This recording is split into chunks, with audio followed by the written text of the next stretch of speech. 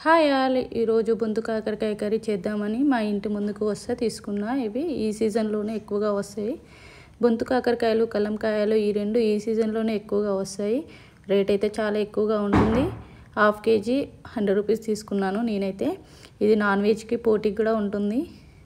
కాకరకాయ అనే పేరే కానీ రెగ్యులర్గా కాకరకాయ లాగా చేదు మాత్రం ఉండదు. చాలా టేస్టీగా ఉంటుంది.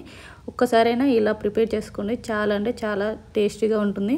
ఫస్ట్ ఆయిల్ వేసుకొని అందులో పోపు గింజలు వేసుకొని ఆనియన్స్ కూడా కట్ చేసుకొని చిన్న చిన్నగా ఆనియన్స్ కట్ చేసుకొని అవి ఫ్రై అయిన తర్వాత కొంచెం అల్లం వేసుకొని కలుపుకోండి. అందులోనే కొంచెం కరివేపాకు కూడా వేసుకొని కలుపుకోవాలి.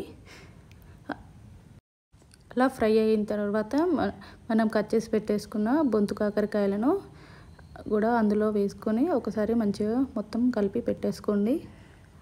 ఈ బొంతు కాకరకాయని మీడియం ఫ్లేమ్లోనే ఫ్రై చేసుకోవాలి. అలా చేసుకుంటే చాలా టేస్టీగా ఉంటుంది. ఇప్పుడు తగినంత ఉప్పు కూడా వేసుకొని ఒకసారి కలిపి ఉంచుకోండి. తర్వాత తగినంత కారం కూడా వేసుకోండి. కొంచెమే కారం వేసుకోండి. ఈ కర్రీలోకి కొంచెం పల్లి కారం ప్రిపేర్ చేసుకుందాము. ఆ కారం వేసుకుంటే చాలా టేస్టీగా ఉంటుంది. దానికోసం కొన్ని పల్లీలు తీసుకుందాము. 6 to 7 మిర్చి తీసుకొని ఎండుమిర్చి తీసుకొని వేయించుకోవాలి. అందులోనే ఒక 4-5 వెల్లుల్లి రెబ్బలు, కొద్దిగా జీలకర్ర వేసుకొని మిక్సీ పట్టుకోండి. పొడిగా మిక్సీ పట్టుకోవాలి. ఆ మిక్సీ పట్టుకున్న పొడిని ఆ కర్రీలోకి వేసుకొని ఒకసారి కలిపి పెట్టేసుకోండి. ఒక 2-3 నిమిషాలు ఉడికిన తర్వాత కొద్దిగా ధనియాల పొడి వేసుకొని ఒకసారి కలుపుకోండి.